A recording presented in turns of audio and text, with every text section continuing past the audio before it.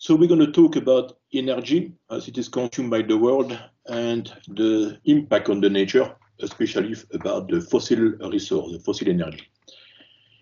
Let's start by the history. If we start from the 1800s, so 2 centuries ago, that's you can see the evolution of energy consumptions versus time. Okay, and you can see it's growing very fast. It's a kind of an exponential growth going to high volume today. And you may wonder if this is, why is it due to like that? In fact, the first observations is to know that the population in the world has been also growing drastically since over the last 2 centuries. But even with this growth of populations by from less than 1 billion on the Earth to the 7 billion today, the only explanation is that everybody on the Earth today consumes 2.5 times to 3 times more energy today than 200 years ago. So that's the reality of the situations. We can see that the 3 main sources of energy today are still the same. It's fossils, it's coal, which was the first energy which started the boom in the industrial revolution in middle of the 19th centuries. And you can see that the oil took over in the beginning of the 20th centuries, and then gas is growing. The renewable is here on the top, okay, and you can see it's still a small part of the energy. So most of the energy today, 90% of the world energy, come from mainly the 3 main sources: coal, oil, and gas, natural gas. By the way, in this presentation, you will see plenty of different units of energy. Don't lose your time to try to convert from one to the other one. What matters is to see the vertical axis energy and to see the size. Normally, energy should be measured in joule or in kilojoules, but as we are mixing a lot of sources of information, you have barrel or barrel equivalent of energy. You have megawatt hour for electrical energy. It doesn't matter, it's all converted. You can convert from one unit to the other one without difficulty, but don't lose your time on that. Just see the size of what we talk about. The first element also to realize is who is consuming today energy. So if you take 1 year ago or 1.5 years ago, if I could say like that, you can see the distributions around the large consumer in the world. This could be the top 10 consumer in the world. You can see that China is the number 1 and USA is the number 2. What you see on this graph is not only energy in blue, is the CO2 emissions. Okay, and you can see that, for example, China is a very large source of CO2, which is a key element of pollutions for the greenhouse effect on the Earth. You can see the second country is USA, and you can see Germany or France are quite behind. Okay, obviously we should maybe compare Europe and not only one country or 2 countries of Europe. But you can also understand in this graph the strange behavior. If you take Brazil, you can see that they emit, or the ratio between tons of CO2 versus tons of consumed fossil energy is nearly 1:1. While in China, you can see they generate more or less 3 times more CO2 than they consume. Part of the problem is that we should not forget that China is the biggest factory in the world, so they pollute a lot to produce all what you buy in the shop, but it's also due to the type of energy they consume. You can see that there are different types of source of energy, from natural gas, methane, to gasoline, to kerosene, diesel, and coal. You can see that per unit of energy that you need or you produce, you may produce more or less CO2. You can see that the cleanest fuel is natural gas, methane, while the dirtiest is coal, when you make more or less twice more CO2 per given amount of energy that you generate compared to natural gas.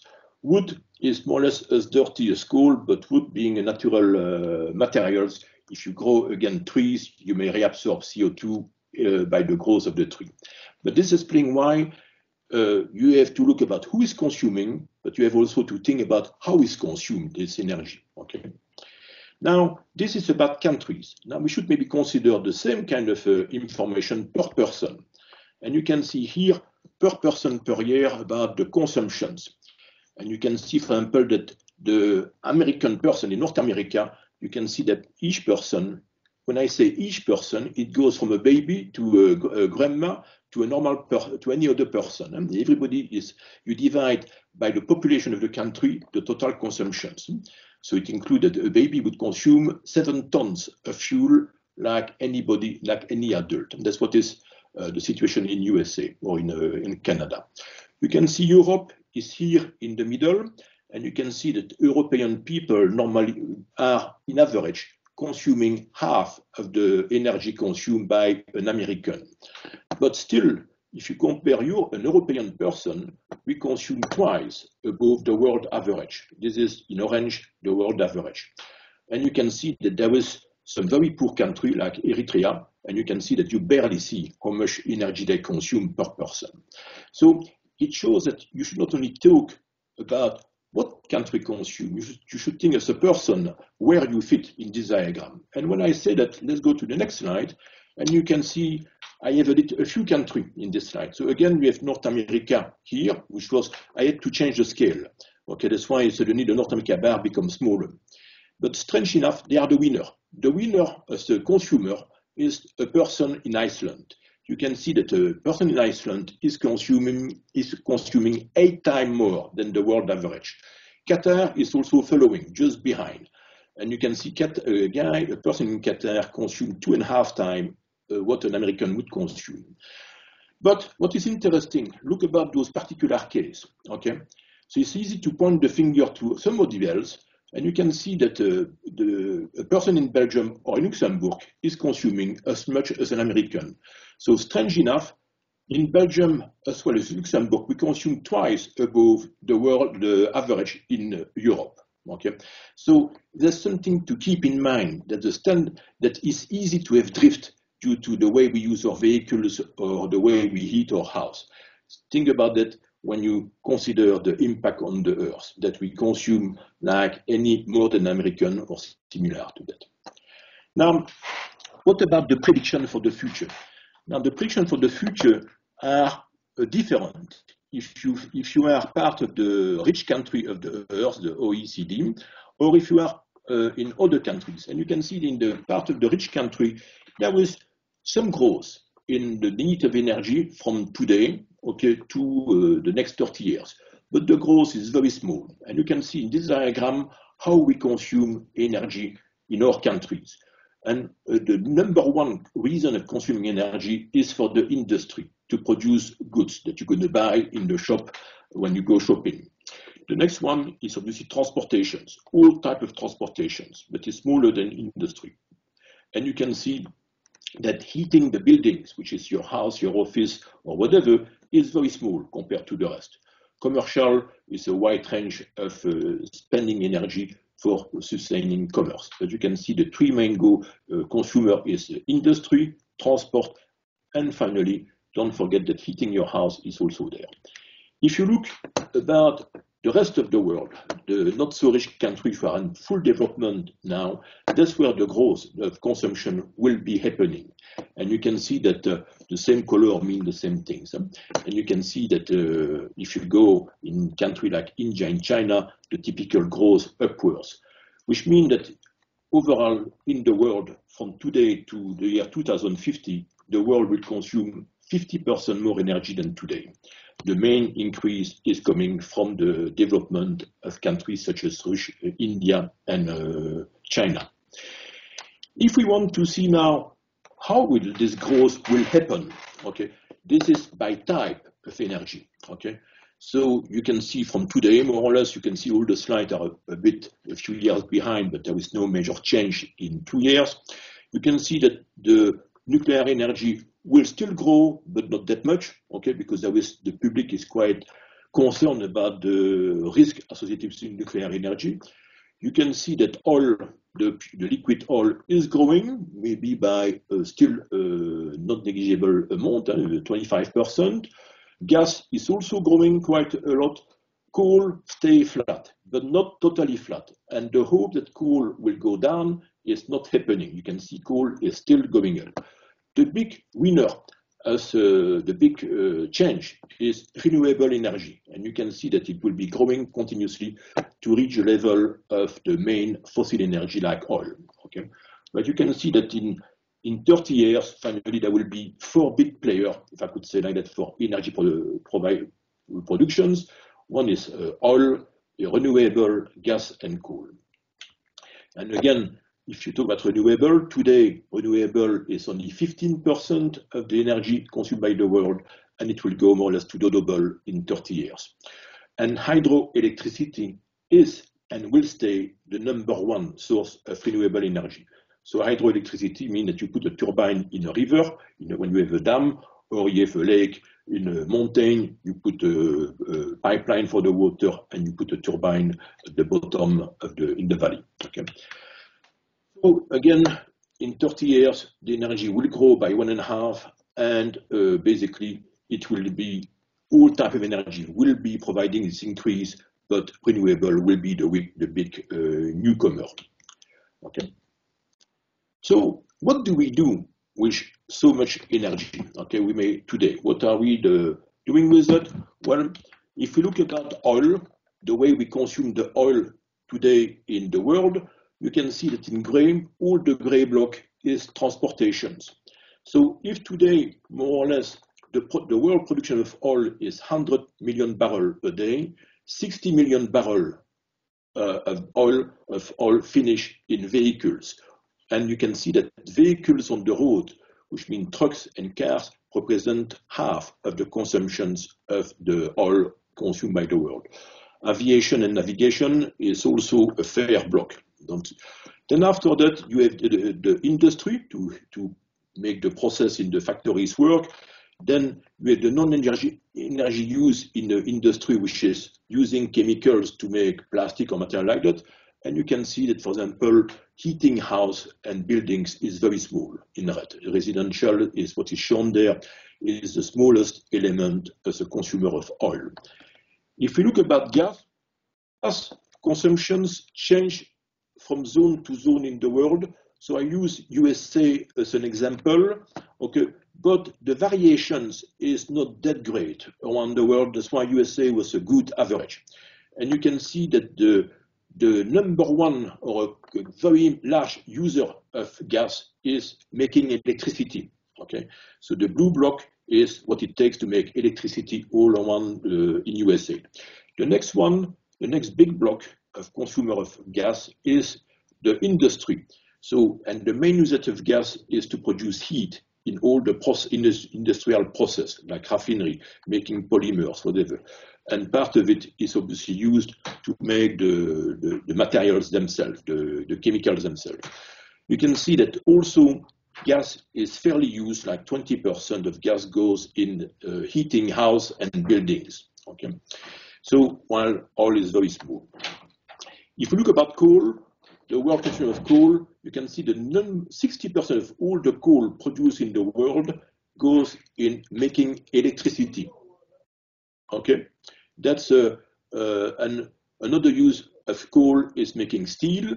Okay, and finally, we also use a lot of coal to make cement. So those are the 3 key blocks of industry using coal, electricity, steel productions, and cement.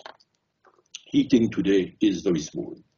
So you can see the 3 materials are quite different in usage. Now, let's talk a little bit more about oil and gas and where it comes from in the earth. So if you look about a cut through the earth, there are different layers in the earth, and there is deep in the earth, you have what is called the shale or clay, whatever you want to call. Those are very fine particles, and those layers may have been created 100 or 200 million years ago. And during the sedimentation of the shale came plenty of organic materials from plant and dead animals and stuff like that. And with time, they get converted into either gas or oil.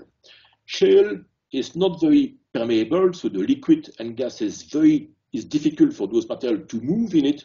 So it takes a fair amount of time to try to escape the shale and move upwards.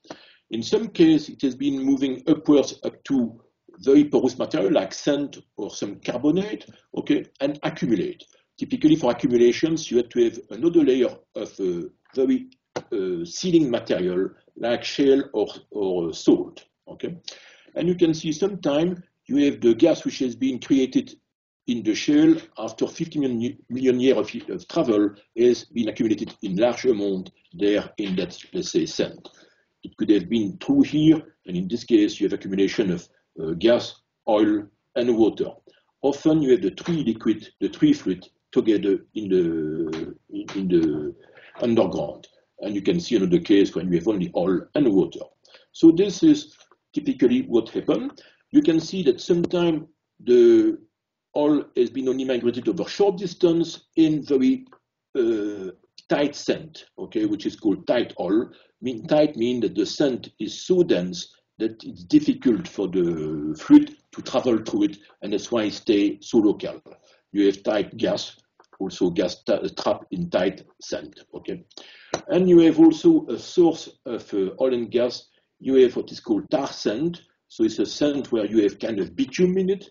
There are different processes to create bitumen sand, but it is also a large reserve of hydrocarbon in the earth.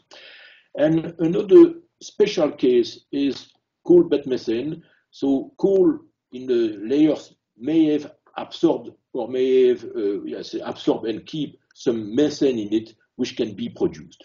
So in the 20th century, what we produce is called conventional gas or conventional gas and oil. So it was called a conventional resource. So until let's say 20 years ago, only those kind of reservoirs were in actions. Okay.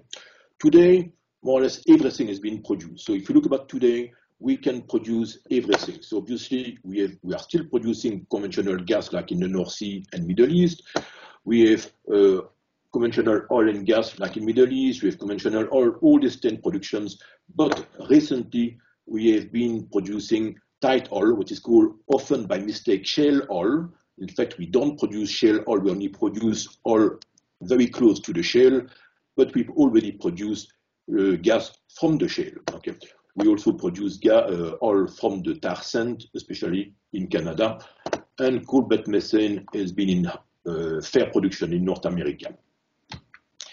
So how do we do that? Well, we make a well. So a well goes step by step. You can see we drill shallow. So first of all, in the earth, you have plenty of source of problem. So you may try to reach your gas, your oil, and maybe the aquifer below it, which may be a help for the productions. But the depth of the oil today is often around 3,000 meters. You can dream up to 9,000 meters, but really we produce rarely below 6,000 meters. Okay, so to reach that, we have to cross plenty of layers, which will give problems, and that's why we have to go step by step. So we will drill to the first difficult layer, and right away put a reinforcement. We put a steel tube, which will be permanently there to contain, to avoid the falling in of the rocks in the well. Then we will put what is called the casing. Okay. Then we drill deeper. Obviously, to drill deeper, we drill a smaller hole because the drilling equipment has to pass inside the supporting casing. Then we put another casing, okay, and we will put cement around it to stabilize everything. And then we're going to drill deeper. Then we're going to have other problem. Then we put another casing. Then we put more cement. Then we drill deeper. Then we put another casing. Then we put cement. And finally, we will make perforations to make communication between the rocks which contain the hydrocarbon and the well, and we will put all the tubulars, the special pipe and equipment inside the well to allow us to push the oil or gas to surface. So this is a method. In practice, this has been done, so this can be done vertical or inclined or horizontal. Today we do all type of wells. So you have around the world a lot of low performance wells. Typically they are shallow, they may be often vertical, they are low cost. Sometimes the oil can be a few hundred meters under the ground, but the production will be small, which means that the revenue will be also small. The consequence, well, you drill a lot of wells. You can see here, for example, in Bakersfield in California, the kind of horror it gives when you are in those kind of constructions. You have wells everywhere and pipelines everywhere. Those fields in Bakersfield are very old, so they were based on older technology. if you go to the high-tech situations, like offshore in the North Sea, well, you have a few platforms, and from the platform, you drill your wells in all the directions to be able to reach the different pockets of the reservoir in the underground. Okay, very expensive platform. Each platform may support maybe 30 or 60 wells, and like that, by a limited number of platforms, the whole reservoir can be easily recovered.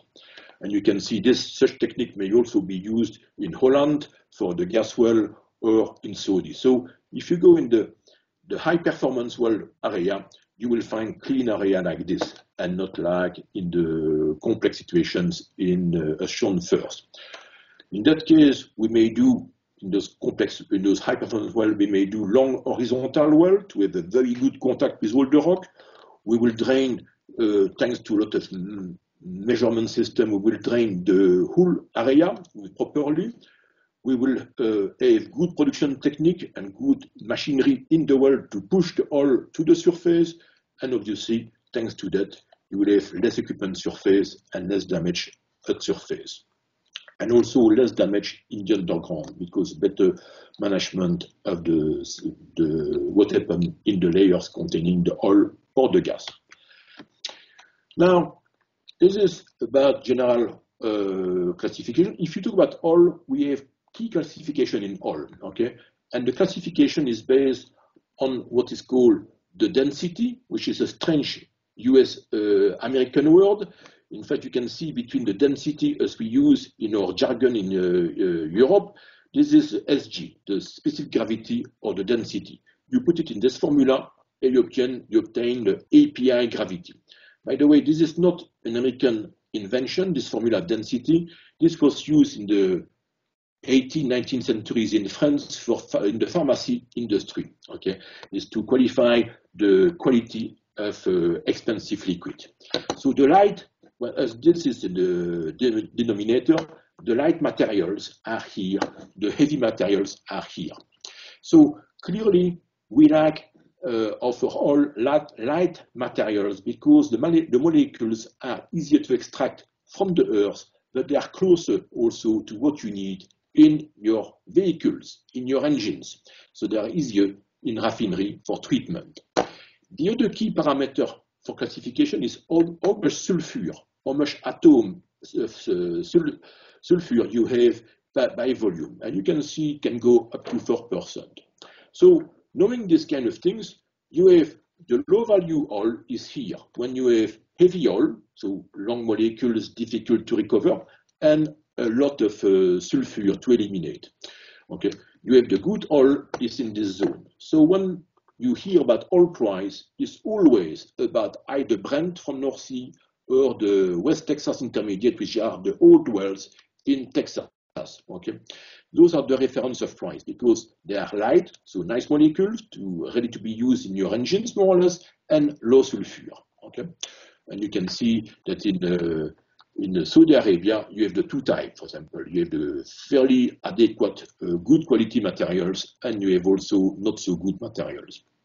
So sulfur is a problem because when it's wet, if you burn oil which contains sulfur, the sulfur goes in the smoke, then it goes wet with the vapor in the atmosphere, and it becomes sulfuric acid, and it falls back to the earth and kill all vegetations.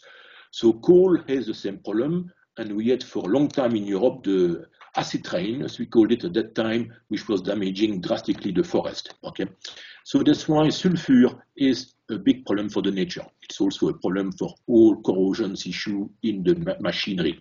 Okay, so now that we know the quick qualification of oil, let's see about where are those reservoirs? Where do we find them? Okay, so if you look about we will look offshore, so in the sea, and after onshore. And I have presented the oil in the green barrel and gas in the red bottle. The size of the bottle on the map match more or less the size of the reservoir in that area. You can see that typically North Sea had fair amount of gas and oil. There was a little bit closer to the Holland of gas.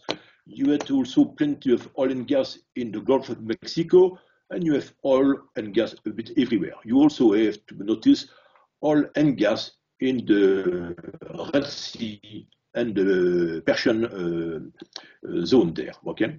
So this is, to achieve that, obviously you have to create offshore very complex structure to have the machinery, to support the machinery to be able to drill and produce.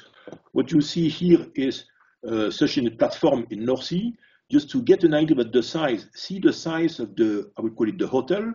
You can see this is a 10 floor hotel there where the people can live and sleep for several weeks, okay?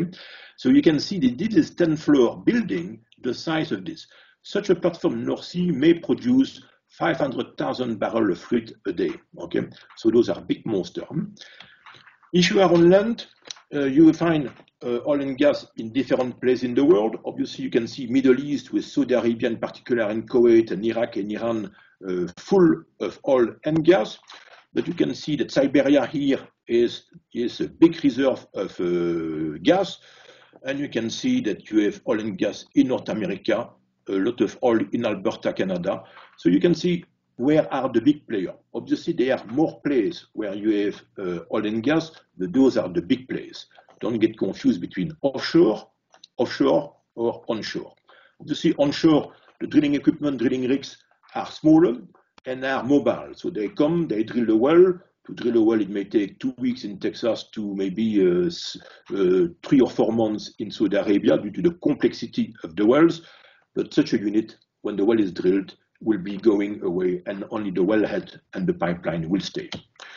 So there, when we think about those kind of wells and applications, this is a wide range of application. You can see the reservoir, what we call the reservoir, the layer of rocks containing the oil or gas is at a certain depth, which can be from 300 meters to 5,000 meters, okay? The average today where we produce is 3,000 meters. The rocks which contain that material, the oil and gas, can be 1.5 meters thick to 50 meters thick. 50 meters will be in Siberia, 35 meters in Saudi Arabia, in the Gulf of Mexico, less than 1 meter. So obviously thicker it is, better it is because it flows better. In the horizontal surface, the horizontal can be like the Ghawar field in Saudi Arabia is 200 kilometers long, and this layer is 30 meters thick. So big volume of hydrocarbon. So there are a large variations of quality of rocks to produce the oil. So that's not because you have a big volume of rocks which may contain your hydrocarbon that it will be easy. Okay. So again, Saudi Arabia, Kuwait, and Siberia has been very lucky. They got big reservoir, massive reservoir, very thick layers, and the properties of those rocks are excellent for productions. Okay, so a well finally may produce a different rate. You can see it goes from 50 to 10,000 barrels a day, or if you want to make cubic meter per day, it goes from 8 to 1,600 cubic meter a day. So very large variations. Okay, most well in the earth on Earth are in the range, in the low range. Okay, there is 1 million wells producing today on Earth, producing oil, and most of them produce less than 100 barrels a day. The durations of productions, anything between a few years to 30 to 40 years. 30 years would be in Saudi, 45 years would be in Siberia. So you can see there are 2 places in the Earth, which is a magic area for size and performance, is Middle East and Siberia. By the way, I want to show one thing here. So in the last discovery offshore was below near the North Pole, the north of Siberia, and you can see those big drums of oil and tanks of gas. That's where already Russia is producing a lot of their materials today. So they didn't wait to start. They are the first country on Earth already attacking the production, I would say, near or below the North Pole. So what are the problems with this conventional oil and gas productions? What are the key elements to remember? Well, when you look in the rocks producing that hydrocarbon, that oil, you can see that the aquifer, typically they are very deep aquifer. Aquifer, they are maybe at 5,000 meters and they are extend over hundreds of kilometers.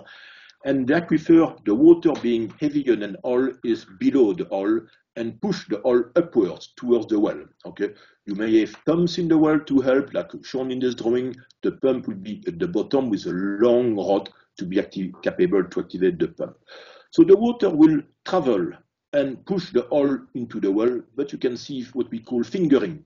There is a zone in the reservoir where the water prefers to go and reach the well, which means that your well will produce more and more water. In fact, the statistics today is that all around the world, per barrel of oil produced, we produce 4 barrels of water. So if we produce 100 million barrels a day of oil, we produce 400 million barrels a day of dirty water. Okay, so this is the #1 problem of the oil business, really. So this is the amount of polluted water. So most countries in the world have signed agreement that if the water contains more than 20 ppm part per million, so it's one teaspoon of oil in a bathtub, okay, and properly mixed, you cannot throw the water in the nature. You have to reprocess it, or you re-inject it. You pump it back by the well where it comes from. Okay, so that's what is mostly done today. Okay, but so the cost of managing the water, either to clean it, to throw it in the nature, or to re-inject it downhole, is the reason why wells get abandoned. Okay, for a gas well, you can see a nice gas well in Holland here, very nice installation, very clean pipeline, lot of protections. The key problem is the risk of gas escaping around the metallic structure in the well through the cement, which glue those casing, the metallic structure, onto the rocks. And the leakage of gas may be such that it goes in some aquifer above, or it may reach the atmosphere. Okay, so that's really a key problem with the gas well. Today, gas wells are better constructed than it was 50 years ago, but still leakage is part of the risk. Okay. By the way, what you see here, what is left for the production, is called the wellhead, or the Christmas tree. So the Christmas tree which connects the well to the pipeline. The drilling rig is gone. So, as other element to realize about conventional oil productions is what is called the recovery. So, is how much oil we can take out of the earth before considering that it's not commercially valuable. And typically, the average around the world today, the recovery is 30%, which means that when we abandon some zone saying that this is doesn't contain oil anymore, in fact, 2/3 of the oil is still there, but is so mixed with water that the production cost would be too high to sustain a valuable price at the gas stations for your car. So only 2 countries went up to 70% of recovery. One of the countries which has been working hard on that is Norway. So Statoil, which was initially the national company of Norway a long time ago, did all the effort from the beginning to make the best well with the best technology to be able to take out of the earth the maximum. The reason why they did that, because they knew that the amount of oil and gas that they had was limited, and they wanted to get the maximum wells out of the layers. Okay. The other country which is very successful is Saudi Arabia. And the reason why Saudi Arabia and Kuwait, I should say the two are quite the same, is because it's so easy to drill and reach the reservoir. Then when a well produces too much water, they just switch off the well and go re-drill another well, hoping it will be more productive with less water. If energy efficiency, conventional oil is very good. So for example, if you have a pump like shown on this drawing, you may need some energy to drive the pump. So basically, you produce oil, and you may burn some of this oil to drive the pump. Globally, 95% can be the best guess for the efficiency. So it's a very efficient process. By the way, in this efficiency, I only consider the loss needed to bring the oil or gas to the surface, not to transmit it to the refinery, which can be far away. Now, we have been talking now about conventional oil. Let's go to the unconventional. Okay, and you can see that a lot of places in the earth, there are 3 types of unconventional. Okay, you can see that we have the heavy oil, and you can see that where they are in the earth, You can see Canada has a lot of heavy oil, like in Venezuela. Okay, but you can see USA has a lot of shale gas and shale oil. Russia has a fair amount of that, and China also has a fair amount of shale gas. Okay, so the difference is very well known where it is. Very well known, very big, massive layers. The layer may be 100 meters thick, can be over 100 or 200 kilometers. Very easy to reach them. So the problem, the fluid doesn't move, either because the rocks is so tight that the fluid cannot move to it, or the fluid is very viscous. Okay, the solutions drill a lot of horizontal well to have good connections. So this is particularly true for what is called the oil and gas shale or tight sand. It's true in the coal bed methane when we drill through the coal to produce the methane trapped to it. But it's also true in the heavy oil business. Okay, so in the heavy oil you can see it's really viscous. It's more viscous than honey or ketchup, so it's difficult to flow in the underground. Solution, if you are in this kind of shale gas, well, you drill horizontal well and then you frack. You frack a lot to make good connections to the rocks, hoping that finally some production will come out. If you are in the heavy oil, the solution, make two horizontal wells, one on top of the other one, maybe over a few hundred meters, and in the top one, you inject vapor. Water vapor at 300 Celsius to melt physically the oil, and the oil can then flow in the other well. The key aspect of those productions, well, if you compare the life of a well in unconventional well versus conventional, the unconventional well dies very quickly. After 6 months or 1 year, it becomes the limit of being useful. Okay, so it means that you need to have a lot of wells to sustain productions. This is the case, for example, in Texas, which is a main producer of shale gas and tight oil. Okay, so and the recovery rate, even with so many wells, is very low. So basically, we recover maybe 10% of what is in the earth, 90% is abundant, and the efficiency is also very low. And sometimes we have to put so much energy to get the hydrocarbon out of the rocks that half of what we produce gets reused internally for the productions. It has a strong impact on the environment, okay? And if you look about Midland, which is one of the, in the middle of Texas, you can see here, for example, just the network of pipelines. This is 150 kilometers. You have thousands and thousands of tiny pipelines which should be used for 1 year and never taken apart to avoid to pay the degradation cost. You can see how the pipelines are in spaghetti along all the road, okay? You can see the effect on the nature, okay? I will zoom on that picture. You can see that the distance, so each zone where there is no more grass or no more trees is being modified to put oil productions. You can see here maybe 5 wells in productions. You can see here a drilling rig drilling maybe 5 to 10 wells.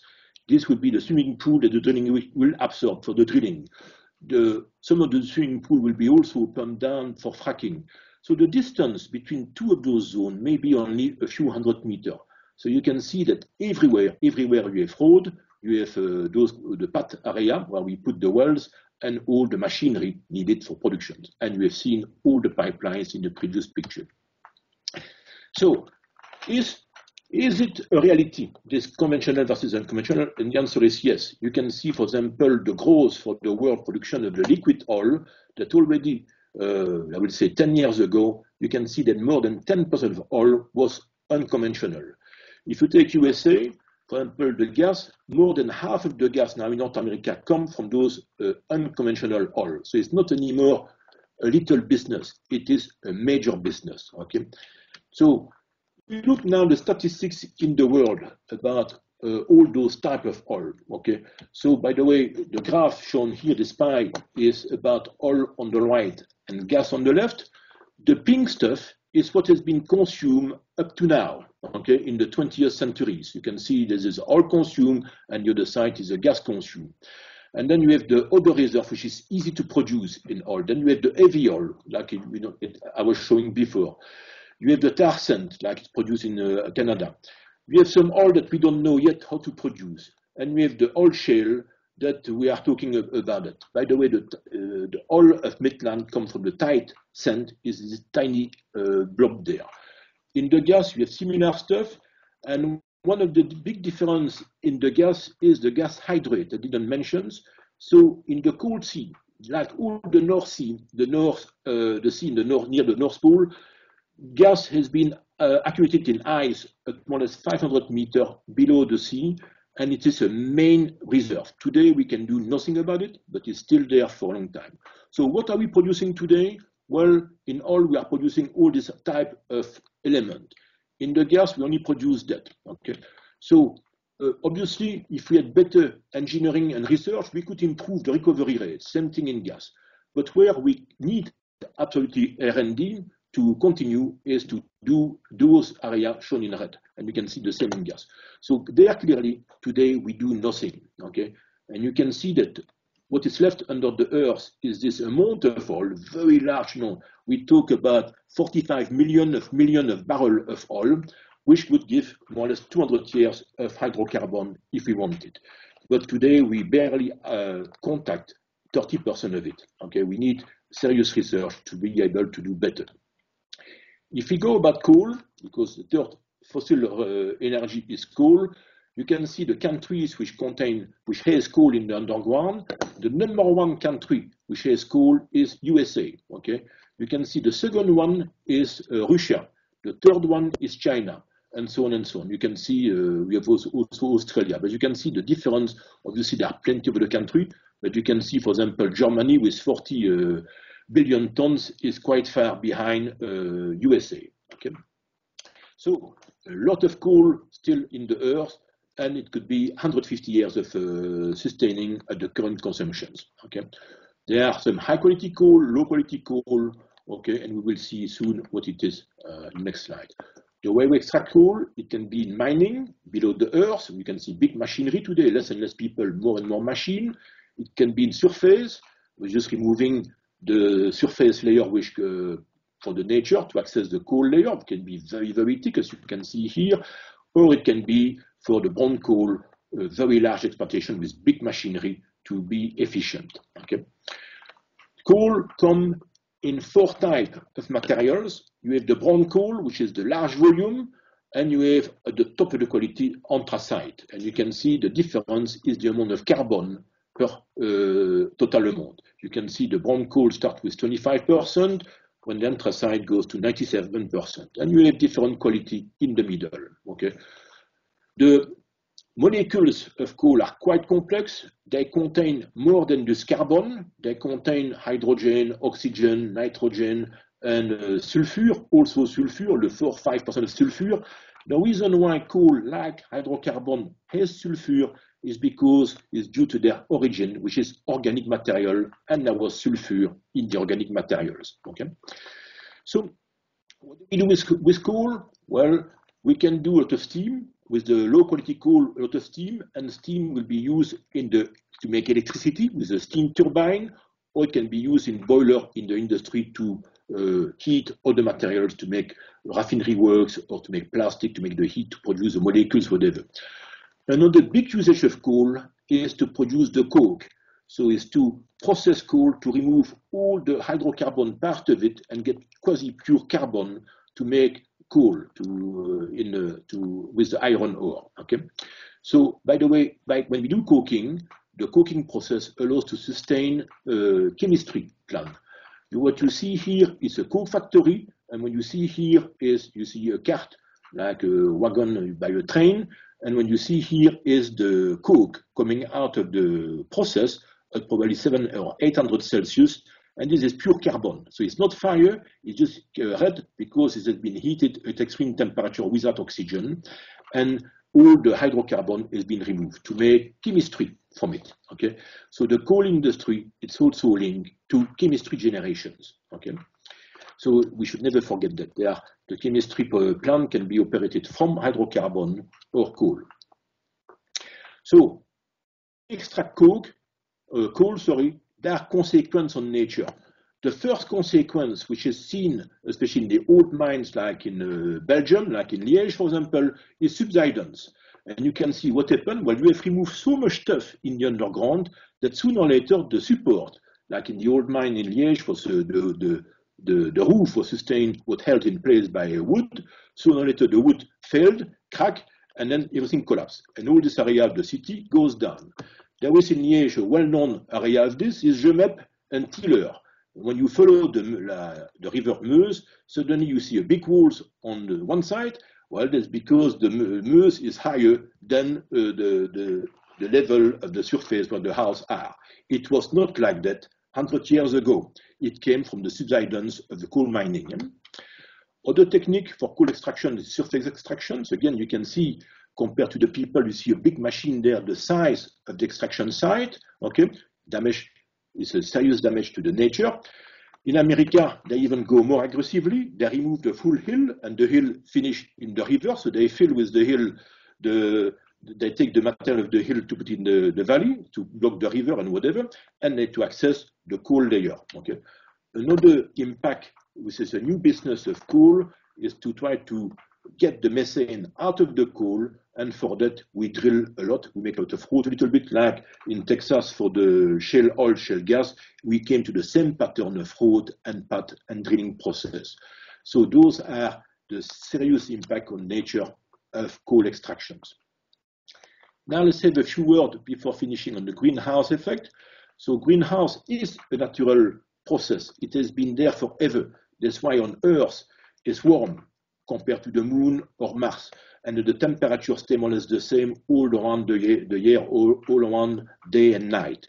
That's because the heat, so the heat from the sun, the radiation from the sun can enter through the Earth, is part of it is absorbed by the Earth and regenerate, and infrared is generated towards the atmosphere, and thanks to some of those gases which are naturally there, part of this infrared radiations is trapped in the system and keep the temperature at adequate, proper level all around the day, night, and the year.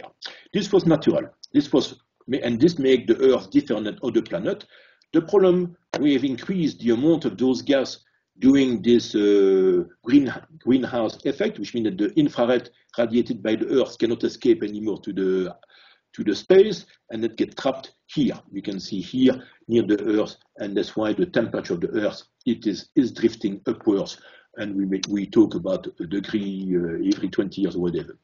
So those are called greenhouse gas. All those gases, what they are, the main one is CO2, carbon dioxide, made by burning fossil energy in the coal or oil or whatever. The second one is methane emissions, and then you have other gas. But the two main ones are carbon dioxide, CO2, and methane. So, but who is producing those special gas? Well, you can see the number one emitter is the generation of electricity. By burning so much coal to make so much electricity, this is the number one source of CSG emissions. The second one is agriculture, using forest for constructions. Okay, and then we often criticize cars and transportation. You can see car and transportations is the number 4, is behind industry. So it's for sure not the number one to attack. The number one to attack is electricity generations, and then rethink agriculture and forestry, okay? And obviously optimizing industry. If we zoom in industry, for example, to see what happened in the industry, we can see that a key one is the raffinery for the oil and gas, for the oil, okay? Well, to make raffinery, you have to heat the oil and then separate all the molecules. The next one is to make all the chemistry out of those products. So you take all the special molecules obtained from the raffinery, and then you modify those molecules, for example, to make plastic. And then those molecules goes in the industry to be formed to make your telephone, your TV, your cars, whatever.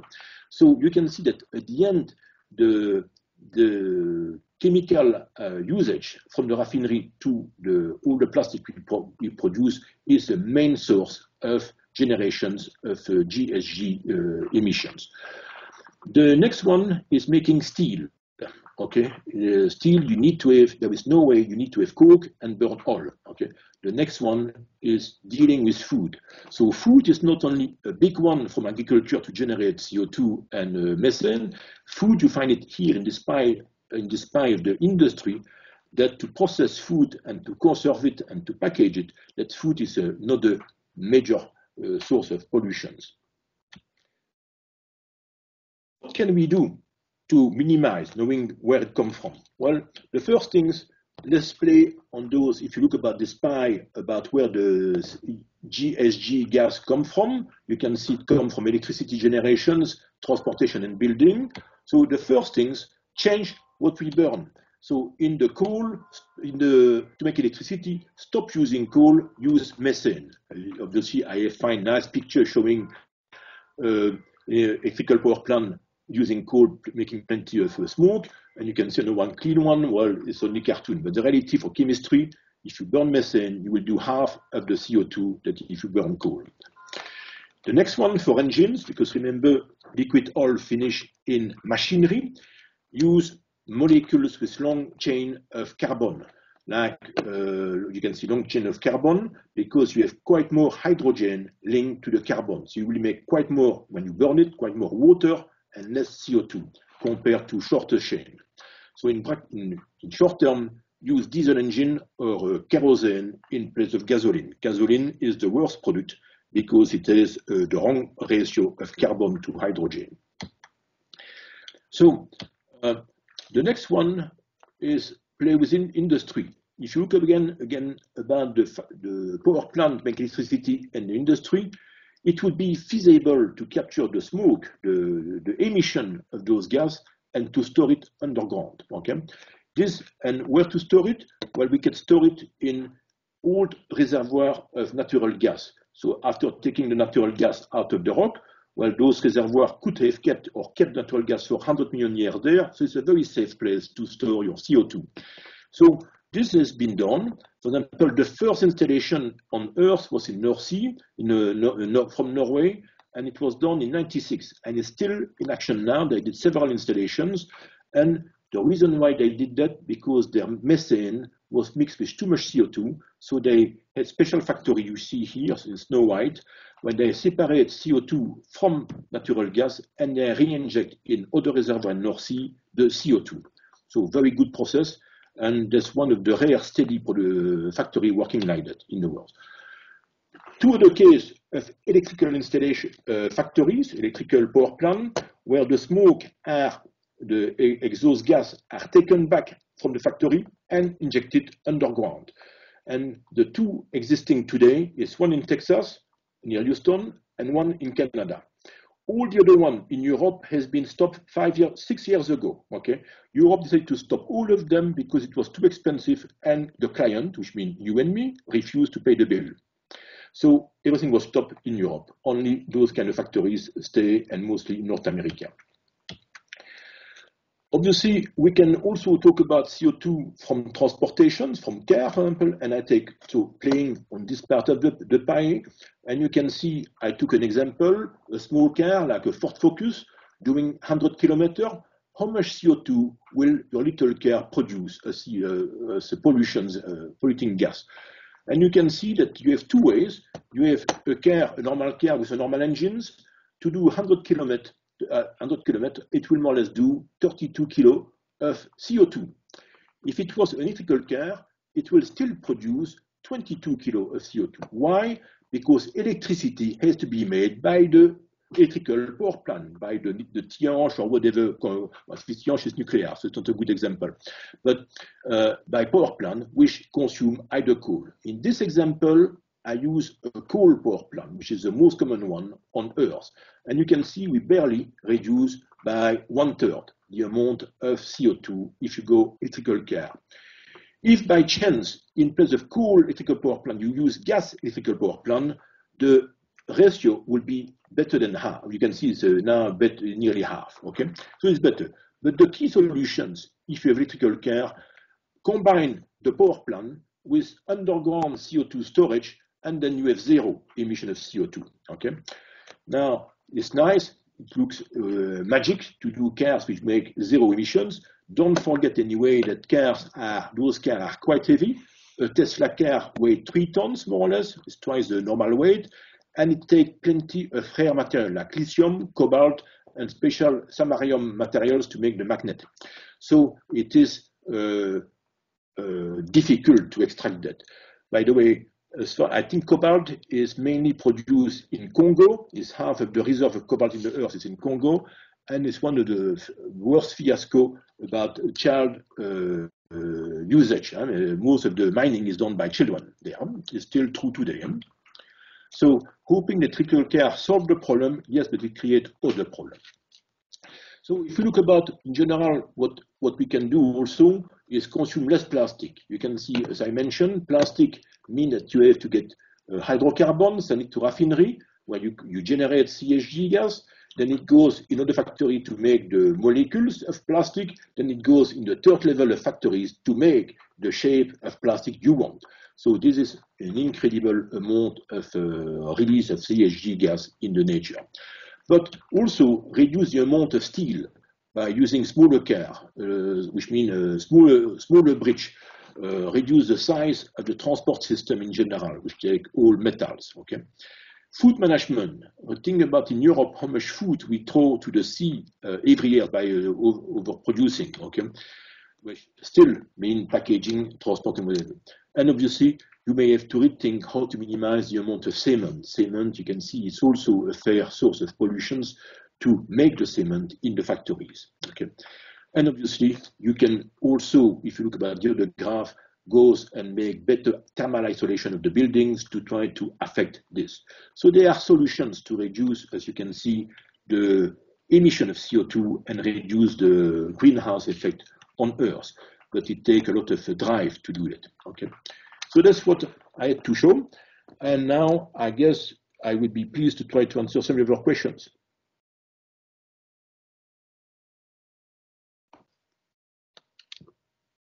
Thank you a lot, Jack, for this very interesting presentation, very dense in information. And I'm sure the participants have a question. Somebody have a first question? Yes, I do have a question. Thank you so much for the really interesting presentation. I don't really understand the thing with burning methane and why it's better, because isn't methane also a greenhouse gas? Yeah, I didn't really understand this, sorry. Okay, that's fine. So this is linked to my second slide, where I show that methane, when I compare several materials like methane and coal in particular, and I was showing that for a certain amount of heat or energy you release, methane made half of the CO2 compared to coal. You have to think about chemical reactions. When you take coal, it's pure carbon. So if to make a certain amount of energy, you only start by carbon and you make 100% CO2. If you start with methane, is CH4. Per carbon, you have 4 hydrogen atoms. When you burn it, you create 1 CO2 molecule and 2 molecules of water. So when you dissociate the H from the carbon, you also create heat. But the resultant is water, not anymore pure CO2. So that's why when you, for a certain amount of energy, in coal will make only CO2. In the case of methane, you will do 1/3 CO2, 2/3 water. Okay, but it doesn't produce any methane. No. The methane I'm talking about comes from leakage from the industry or from the farming. Okay, farming make a lot of methane also. Okay, I understand. Awesome. Thank you so much. You're welcome. Another question? I personally had a question about the graph you showed about consumption, and I was wondering, what about Iceland as the one of the top country in terms of like consumption per person per year? Yeah, I was wondering about this, and I was also wondering about, because like in the solutions you propose, you insist on like how we consume, I mean what energy we use, but I feel like in my life or in the activist places, we talk more about changes in consumption, in changes in our way of life, and yeah, I was wondering like what do you think about this? Like, do you think it can, like, change in consumption can drive a change, or do you think it has to come from policies, or I don't know? Well, for sure, consumption is incredible. And the first slide shows the increase versus the decade or versus over the last 2 centuries, and you could see the kind of exponential things. In fact, I will go back to that slide to make sure that people understand what I'm talking about. So if you go back to the first slide, okay, you can see this kind of behavior of consumptions. So clearly, today a person in the world consume in average 3 times more, 2.5 to 3 times more energy than 200 years ago. Okay, for sure, the comfort we have, by having warm house, traveling by cars, buying objects which last 3 months and then we throw it to the trash, whatever. It's all the reason why we consume so much energy. So we should, for sure, I agree with you that if we want to limit the impact on nature of this greenhouse effect and the rise of temperature, we cannot wait for the Chinese and the Indian who are just accessing this kind of comfort to hope they will jump to the most complex way of consumption. So we should, for sure, in our end, make an effort to consume less. And consume less means better housing. When you have less heat, you lose less heat to get it warm. Avoiding AC, if you can avoid AC by good construction of a house. You can see more and more house now all around Europe, which is air conditioning, which is the main consumer of energy for the house. But think about the cars. You take a small car or a big car, you have 1.5 times the consumer energy. And it takes to make a car, a big car, quite more energy than a small car. So why do we need those big cars? That's a good question. Why do we need so many cars? In 1 generation, the number of cars is more than doubles in Europe. So do we need so many cars? Then you may questions about the durations of the object that you buy. Think about the mobile phone. How long lasts a mobile phone today? How long? And is it because it doesn't work, or because we are tired to have this mobile phone in our hand? Okay, so mobile phone is an example of zero recycling. Okay, there is up to 0 things recovered out of a mobile phone, and it's full pollution between plastic, silicium, gold, and whatever materials. So if you make objects which last longer, and some objects can have long life. I mean, trucks will do probably 500,000 kilometers or maybe 1 million kilometers. Why does a car make barely 100,000 kilometers? So we could make objects with longer life. The key questions is, what do you do with the society? Because if you make objects which last longer, the industry will have to produce less, which means the factory will need less workers. So what do we do with less workers? Are they becoming an employee, or are you working only 10 hours a week instead of 40? So you can see if you want to reduce consumptions to reduce CO2 and emission and whatever, you may have to change the model of the society from the need of croissance, as we call it in French, and the constant increase of production and whatever, so to something where we live in a more realistic way. So it's changing mentality of people. And without that, we are not going to succeed as a global society around the world. But if the rich country, and Europe in particular, does not show the way, it's not India or China who's going to show the way. They just want to, they behave like we were behaving in Europe 100 years ago.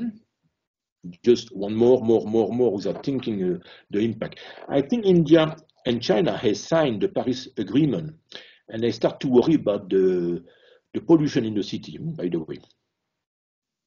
So I agree with you, we need to change, we need to make cleaner machinery and less production, but we need to change our style of life. Thank you. Nadesh? Yes, it was me, sorry. Okay, sorry. So there another people? Okay. Yeah, Irene wrote a question too. There was she wanted to check if she understood well. So we consume more fossil fuels for transportation, and most CO2 is emitted from electricity producing. Is it right? And if yes, could you explain why is it this way? So I'm going to put back the graph on the screen. So I think that I will put, energy for, I will put this, I think this slide may be the right one. So I will put everything on the screen. So you can see that there are three types of fossil energy which we use: oil, gas, and coal. So for sure, for oil, transportation is the number one reason of using oil. For electricity, for coal, the number one usage is electricity generations. Now, this shows per energy. Now, if you want to compare us emissions, because this is maybe the other graph would be better. Let me go back to the other graph. Just give me a time. Voilà, voilà. Voilà. Okay, I think that's you can see this graph is maybe more interesting. You can see that the number one source of emission of CO2 is electricity generations, and one of the reasons is because we use coal. If we were using cleaner source of heat than coal, because it would be better. For example, if we were using methane in place of coal, the 60%, the biggest block of coal emissions would be dropping. So if we are using methane everywhere, probably this graph, this section of this would be reduced by 1/3. I mean, so and then electricity would become similar to transportation for pollutions. Okay, but coal is an easy resource easy and local resource in China and India.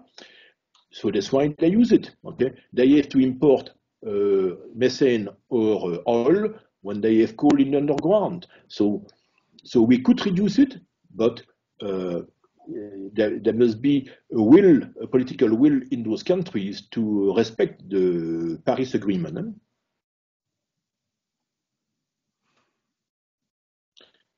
So remember, we use a lot of energy in the form of electricity. And that's amazing how much we use in the form of electricity, and we use the wrong or a dirty source of energy, coal, in place of something cleaner like methane. Obviously, we can argue, like in France, that nuclear power make no CO2 emissions, but then you have the radioactive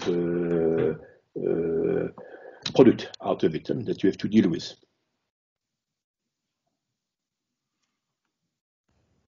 Is it clear? She says thank you. She understands better. Thanks. Yeah. Next question. There's somebody who wants to ask a question.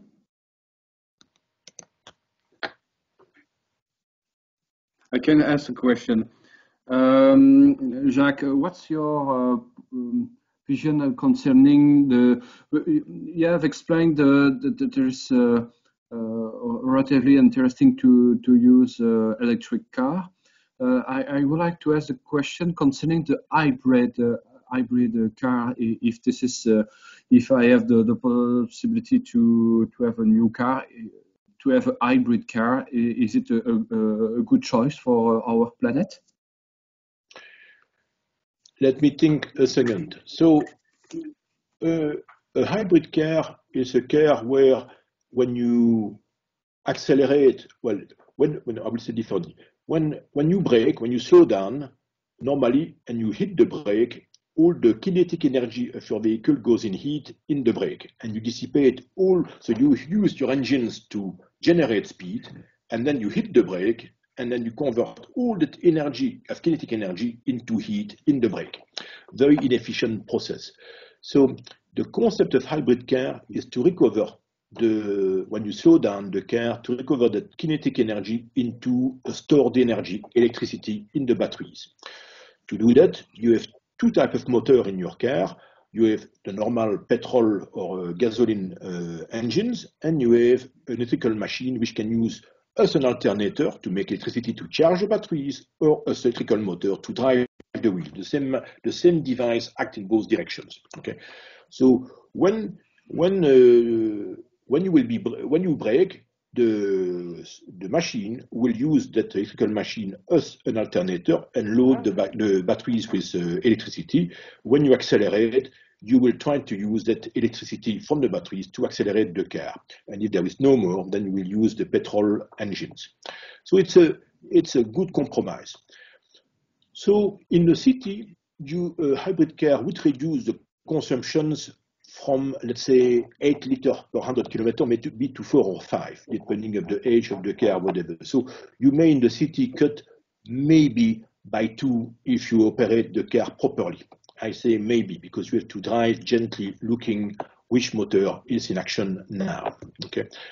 On the highway, it's less performing. Why do I say that? Well, you can have small engines or small engine like in Ford engines on the highway.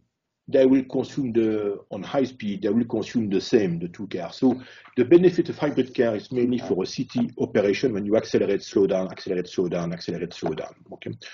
So yes, it reduces consumptions, no doubt about that. The key question about electrical car is where are we going to get the lithium and the cobalt in the samarium? So lithium for the batteries, cobalt for catalyst in the system, and samarium material to make the magnet in the motor. Okay, so the samarium is called rare earth material because it's very rare. So so you can see that one is limited business and limited type of size of market. Electrical car and hybrid car is a good guess. If it was to replace all the car on the earth, there will be not enough lithium, not enough cobalt and material like that on earth. So yeah, for the moment it's a good compromise because there is a limited demand of hybrid car. By the way, another issue of hybrid car is the cost. It costs a lot of money. So most government in Europe give some money when you buy the car, but the money they give you make it such that when the trade-off, you will reach the balance on money point of view at 150,000 kilometers.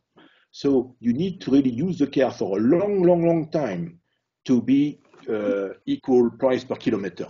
Okay. Without that help from the government, you will never achieve the benefit, the proper money balance. You will be better by buying a classical car. So you can see that there are technology help, but the cost of technology is also questionable. So the problem too often, we are only seeing the cost, not the performance, not the efficiency for helping the nature. Okay, thank you. We have 2 more questions from Augustin, who asks if we know the risks of putting CO2 into all reservoirs, such as leaks, ocean acidification, and etc. First of all, it's 2 different things. I will right away eliminate the case of ocean acidification. So it has been tested. So I will say cold salt water is an incredible material to absorb CO2. So water absorbs a lot of gas. When you boil water in your kitchen and you hear the noise when the water hits 60, 70 Celsius, is because dissolved oxygen escape, okay, of the water. So you can see water can absorb a lot of gas, and when it's cold, it's magic. So some tests has been done to pump CO2 at the deep sea, called deep sea, to let it there. There the risk is fair, because if for whatever reason there is current, from deep current coming to surface, then the temperature will change and CO2 will escape from the sea. Okay, so and obviously there you may also have reaction between CO2 and H2O to make carbonic acid. So this is one way. And in the underground, we have first to remember that today the common visions is to do the storage in old depleted methane reservoirs. So methane has been there for 100 or 200 million years with success, otherwise it would have been no place for methane. So the sealing of the reservoir is quite good. Okay, the key problem which exists is the risk of the wells, because the wells are made with cement and steel, and the key questions, by the time you pump so much CO2 in presence of water, you will have acid, and this acid will attack the cement and the steel. Steel can be resolved by using stainless steel. Most of the wells in the North Sea are in stainless, so there's no problem. Cement, you can make it more or less resistant to acid, but it costs quite more. So again, come the question about cost. So yes, there is a small risk of leakage by the wells where we use for injections over long period, because if you do those injections, the CO2 will have to stay there a long time, million years. So now we should also remember one thing: a well stay a well only for 100, 150 years. After that, it collapses and get filled by the earth. So the biggest risk is what happened in the first 100 years. Tests are done, monitoring of those wells are done in North Sea, no major problem, but it takes good quality wells and good monitoring to make sure that something, if something happened, that repair can be done. Okay, thank you. You're welcome. I think that was clear enough. Joren asks, what about hydrogen as fuel, and can this be cleanly produced? So hydrogen is magic, because you burn hydrogen, well, it makes water. So this is the magic product, because there is no more pollutions in theory during the combustions of hydrogen. The question is how you make it. So, and that's where today there are plenty of, or there are different ways. The conventional ways is hydrolysis. You pass electricity through the water, and with a proper electrode, you get hydrogen on one and oxygen on the other one, but you consume electricity. And electricity comes from the electrical power plant, which consume gas or coal. So you have one, nothing. Okay. So today, so that's where we are today. And there are different chemical reactions, so between CO and water to produce H2, but also is not totally clean. So today is unclear how we can get hydrogen in large quantities. So yes, it would help because it would make car. So some company like Toyota are in theory in their catalog hydrogen car, okay, but in practice, where is it coming from? It's not coming from clean source yet. And even since some politicians talk about clean source of hydrogen, well, the chemistry or the physics does not work yet on that. So it's a way to reduce pollution in the city, but it's not a way to reduce the pollution at the country level or the earth level. To be seen, and the cost of hydrogen system conversions, either in your car or in the factory, is expensive. So it is not yet a winning strategy. But people are talking, industry is talking about it. So, but again, a lot of those electrical cars as hydrogen car, the solution today is to reduce pollution in the city and the noise, because you're using electrical motors.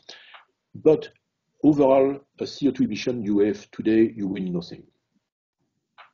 Because you do the pollution in the where you have the electrical power plant. Okay. I think Nadej and Joren are still writing, so okay. Okay, he says very clear, thank you, Joren. And Nadej. Okay, and Nadej has to go.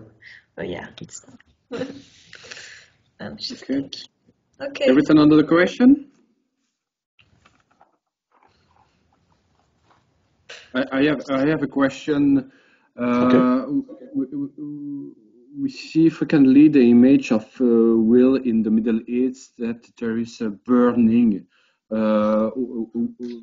This is gas burning. Why they do that? They don't reuse this. We have perceived that this is lost energy. Why? Okay.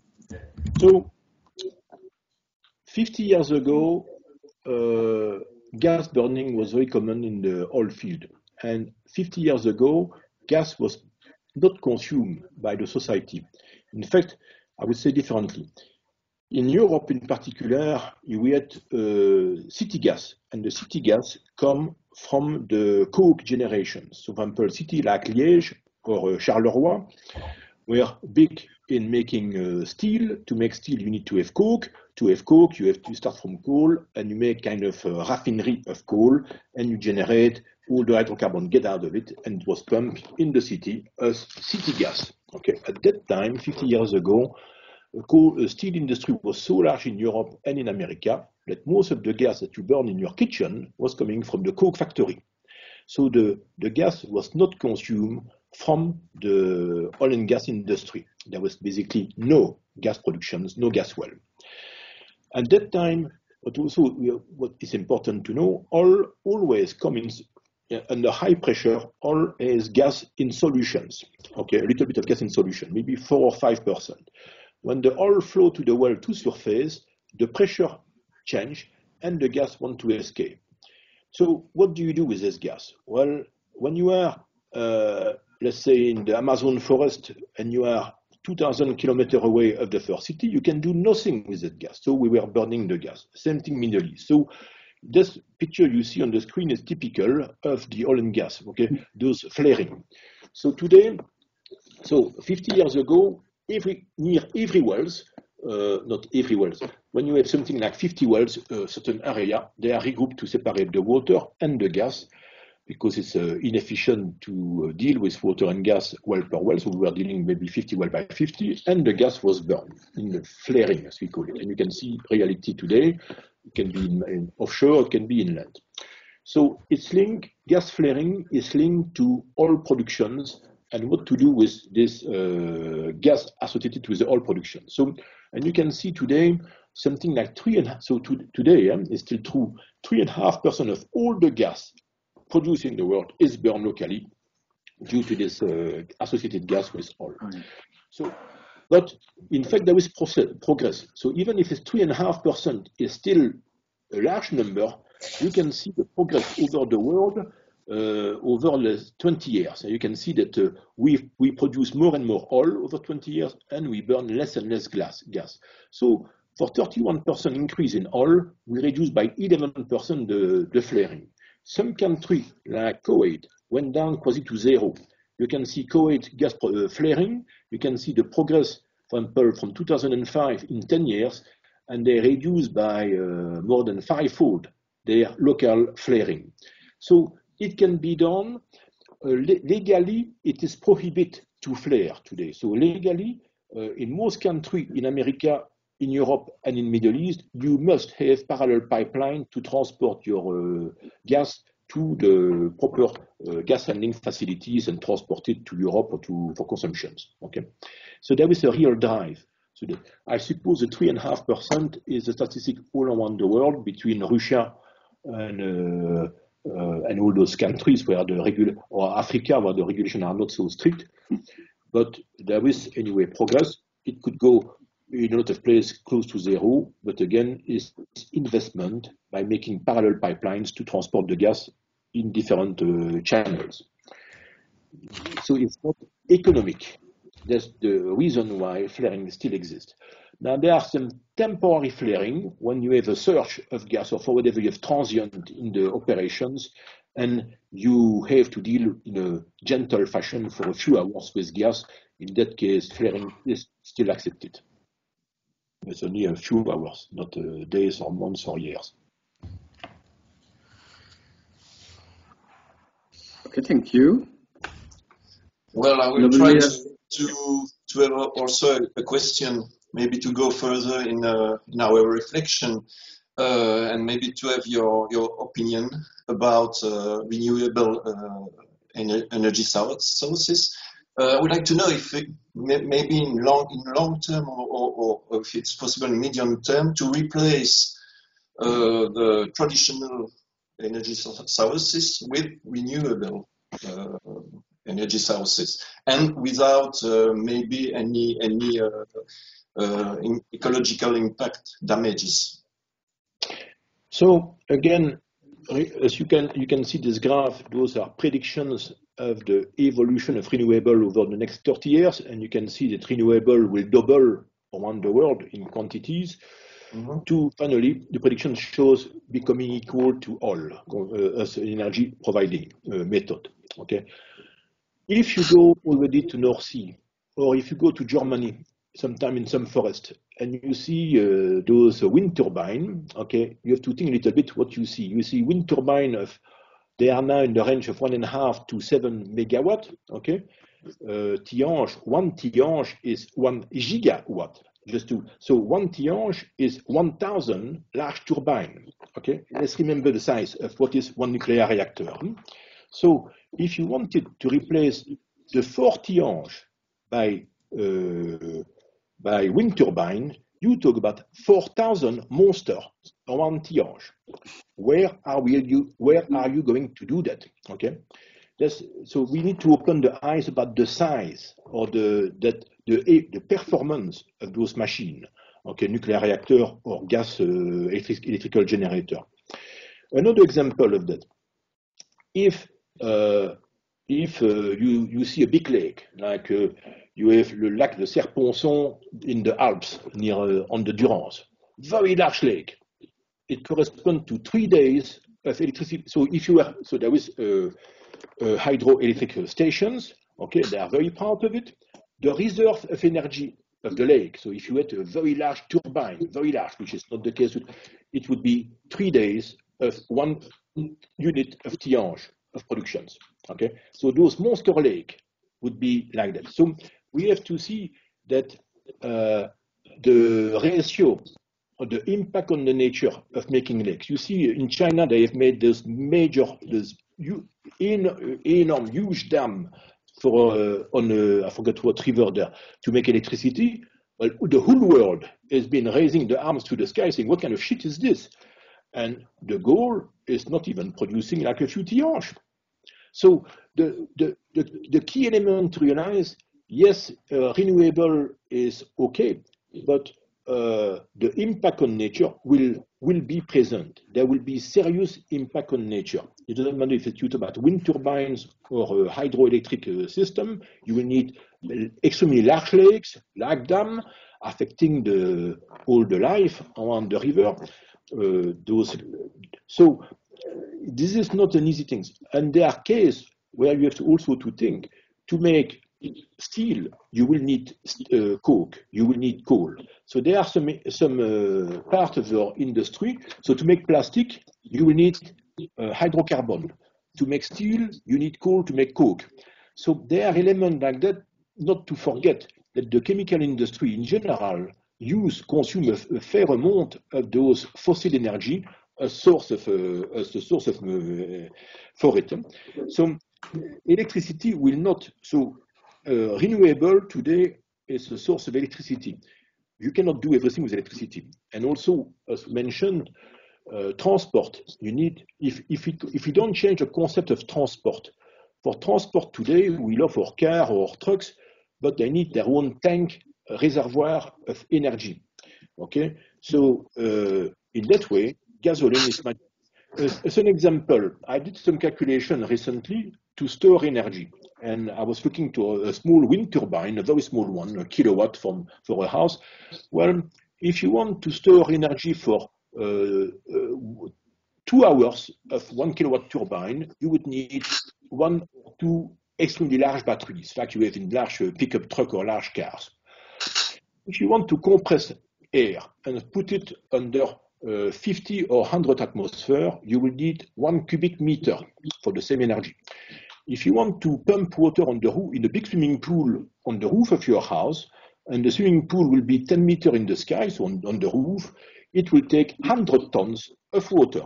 So you compare 2 Olympic swimming pool to 1 cubic meter of compressed gas to 1 or 2 batteries. Okay, so it's also important to realize that transportations need a way of transporting energy. So in the past, trains on the power grid is convenient because you consume great electricity, but cars is not the case. So in the past, we had tramways and elements like that, tramways, and which were consuming electricity. So maybe we should rethink how can we have a charging element for the car which drive small distance like in the city. So we have to rethink transportation, because transportation is a big user of energy, but as long as we want to have a car fully autonomous, batteries will be the limitations. So again, we have to change, we have to rethink our way of life and using those machinery. And the impact on the nature will not be free if we go with, if we were trying to go only with renewable. It would be horrible for the nature.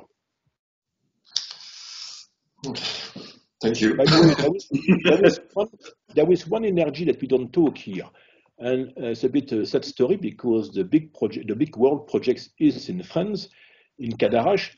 There's nuclear fusions. Okay, so when you talk about the nuclear energy, there are two kinds of ways to get nuclear energy. You have the fission, like you start with uranium or plutonium, you break the atom in two, and kaboom, you get energy, heat. This was done in the first nuclear bombs like Hiroshima, Nagasaki. Then came the H bomb, hydrogen bombs. In that case, you take a special element of hydrogen, deuterium and tritium, which are hydrogen anyway, and then you glue them together, you make helium, and you get energy. This is what the sun do, okay?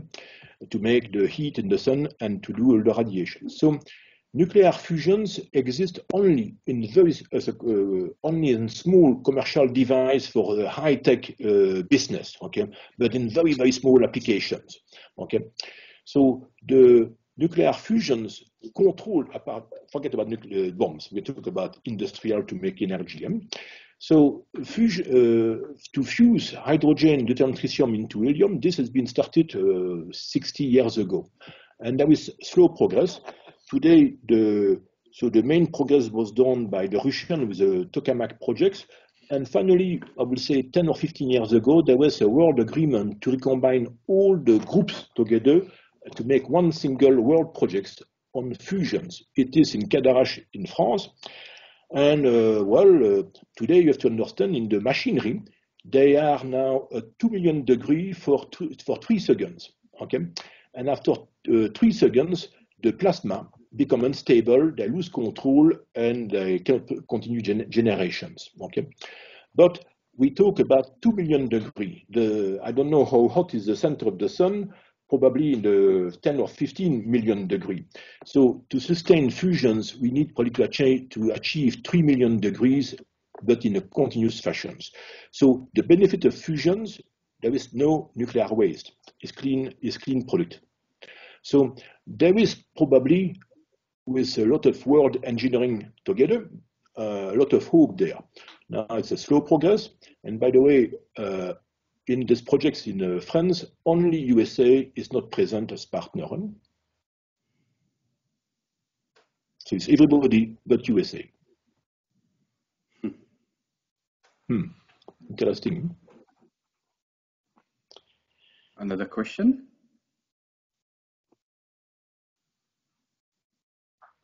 I have a comment concerning the fusion.